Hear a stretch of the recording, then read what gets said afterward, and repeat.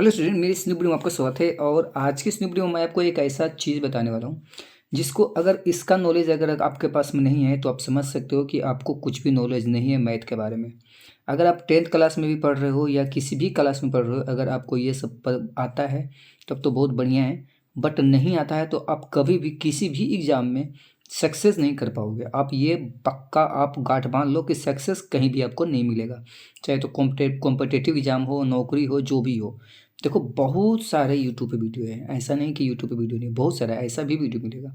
But मैं जो बताने वाला हूँ ना, उसको अगर आप स्टेप बाय स्टेप चलते हो तो मैं आपको मात्र 10 से 15 दिन के अंदर में, ठीक है, पार्ट बाय पार्ट लेकर आऊँगा। तो 10 से 15 दिन के अंदर में, ठीक है, मैं आपको मैथ का हल करने के लिए सिखा दूंगा कि किस प्रकार से हल किया जाता है, कैसे होता है, क्या होता है, वो सारा का सारा। तो चलिए आज हम पहले शुरुआत में ही चलते हैं। पहले जो भी मैं आपको हल करने की बात हो रही है ना, तो अलजेब्रा से लेकर चलेंगे, ठीक है। तो पहले ये देखो कि इसमें पहले आपको ये एक चीज़ ध्यान रखना है, और ये ध्यान ये रखना है कि सजातीय और विजातीय क्या होता है, ठीक है। सजातीय और विजातीय क्या है, इसका मतलब क्या होता है, ठीक है। सजातीय और विजातीय, ये होता क्या है सजातीय और क्या होता है विजातीय। अगर इसी का मतलब पता नहीं है दोनों का तो आप कुछ भी नहीं कर पाओगे। तो देखो कैसे होता है सजातीय, कैसे हो जाते हैं विजातीय, यही मैं आपको पहले समझाऊंगा। वीडियो लंबा होगा, बट अगर आप सोचोगे कि चलो तुरंत हटा देते हैं, हमको समझ में नहीं आ रहा है, तो ऐसे नहीं होगा। आप स्टेप बाय स्टेप चलो। मैं आपको इतना तक बता दूंगा कि अगर मैथ में आप जीरो भी हो, ठीक है, और आपको 10th क्लास का एग्ज़ाम देना है, ठीक है, 2026 में, मतलब इसी साल फरवरी में, ठीक है, तो अगर आपको देना भी है तब भी मैं आपको उतना तक आपको बता दूंगा कि जितना सा आपको बेसिक कंप्लीट हो जाएगा और 10th क्लास का एग्ज़ाम भी आप अच्छा से कर पाओगे।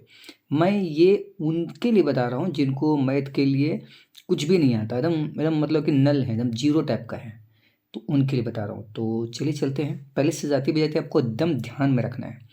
इस वीडियो में मैं बस आपको सजाती विजाती के बारे में ही समझाऊंगा। अगर ये आप समझ लिए तो समझो कि पूरा, मतलब कि आधा चीज़ आप समझ लिए। अगर ये दोनों समझ लिए तो अब देखो क्या है। सजाती विजाती कभी भी यूज होता है ना, तो ये जोड़ के लिए और घटाव के लिए यूज किया जाता है। किसके लिए? सजातीय के लिए। सजातीय के लिए किसके लिए यूज होता है? तो जोड़ और घटाव के लिए। अब ये सजातीय जोड़ घटाव के लिए कैसे यूज होता है मैं बताऊंगा, बट आपको थोड़ा वेट करना होगा, थोड़ा शांति से। देखो मान के चलो कि ये 5x है, ठीक है, और एक हम लिख दिए 6x। तो इसको हम ये दोनों को सजातीय बोलते हैं। क्या बोलते हैं? सजातीय। और जब ये दोनों सजातीय है तो ये दोनों को हम जोड़ सकते हैं। यानी 5 और 6 कितना हो? 11 हो गया। दोनों में x लगा हुआ है, मतलब ये सजातीय है तो x लगा दो। ये इसका जोड़ के आंसर आ गया। ये इतना तो सही है। अगर ऐसे आ जाए कि 6x, ठीक है, और 7y मान के चलो, और इसको जोड़ना है, तो ये देखो ये जो इसमें लगा हुआ है, जो x लगा हुआ है, इसमें क्या लगा हुआ है? y लगा हुआ है। तो ये दोनों सजातीय नहीं है, ये दोनों विजातीय है। ये अलग अलग है। ये क्या है? अलग अलग है। और जब ये साइड वाला अगर मतलब x और y हो जाए, यानी अलग अलग हो, लेटर आ जाए, लेटर्स जो भी हो, तो वो जुटेगा नहीं। ये 6 और 7 वो जुटेगा नहीं, जुटेगा। तो ये मतलब कि विजातीय हो गया। अगर मान के चलो कि 4x³ है, ठीक है, और एक है 4x², तो अब ये सजातीय होना चाहिए क्योंकि दोनों में x है। नहीं, ऐसे भी नहीं होगा। या ऐसे भी ये अगर हम चाहें कि इसको जोड़ दें, ठीक है, 4 4 8x³ कर दें कि x² कर दें, तो गलती हो जाएगा, जुटवे नहीं करेगा। इसका यही आंसर होगा। तो कैसे नहीं जुट रहा है? क्योंकि देखो यहाँ पे x⁻2 है और x⁻, यहाँ पे कितना है? 3 है, तो ये भी विजातीय हो गया, तो ये भी नहीं जुटेगा।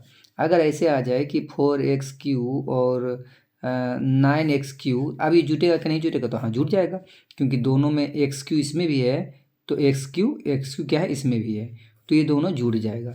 लेकिन ऐसे हो जाए कि 4y प्लस x², मतलब xy² प्लस 3xy, तो अब ये क्या जुटेगा? इसमें क्या है? सजातीय विजातीय क्या है बताओ? तो ये देखो, ये वाला, ये वाला, ये वाला, तीनों के तीनों विजातीय है। जब विजातीय हो गया तो किसी का भी किसी में जोड़ नहीं होगा। अब एक थोड़ा और स्टेप बढ़ते हैं। जैसे मान के चलो कि 4x² y² plus 3x² y plus 9xy, ऐसे कुछ लिख दिए। तो बताओ कि इसमें सजातीय कहाँ पे है? तो देखो ये जो दोनों या तीनों है, तो तीनों को तीनों में कोई भी सजातीय नहीं है। और जब तक सजातीय होगा नहीं, जब सजातीय नहीं होगा तो ना ही उसको घटा सकते हैं ना ही उसको हम जोड़ सकते हैं। ये प्रक्रिया नहीं होगा ना अगर सजातीय नहीं हुआ तो ये प्रक्रिया ना जोड़ होगा ना ही घटाव होगा, एकदम पक्का मान लो आप।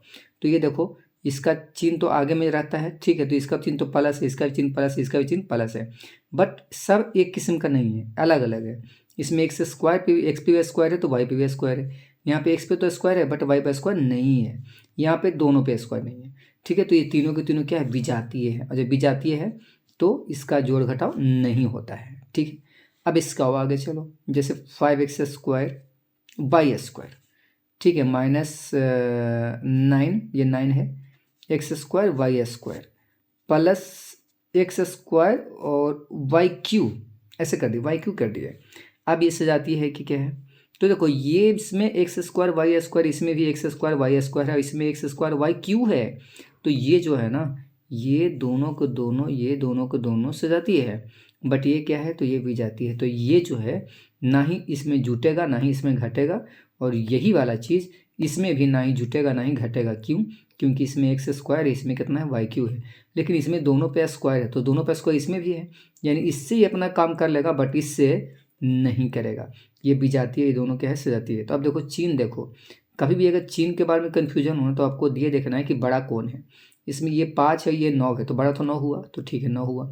अब इसका चिन्ह क्या है, तो कभी भी कोई चीज़ का चिन्ह ना आगे तरफ होता है, जैसे बोलें कि 5x² Y square, 5x² Y square, इसका चिन्ह क्या है, तो क्या माइनस बोल दोगे, ऐसे नहीं, ये इस तरफ आगे होता है, ये साइड होता है, ये साइड होता है। तो देखो कुछ नहीं है तो मतलब प्लस छुपा हुआ है, कुछ भी नहीं तो क्या है, प्लस है।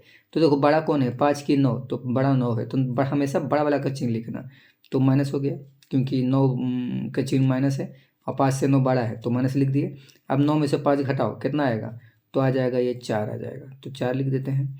क्या लगा हुआ है दोनों में, x² वाई स्क्वायर, तो लिख दो x² और वाई स्क्वायर, तो लिख देते हैं यहाँ पे x² और वाई स्क्वायर। बचा कौन, प्लस x³ x² y³, तो इसी को जोड़ के ऐसे लिख दो कि बच रहा है x² और y³, तो यही इसका फाइनल आंसर हो जाएगा।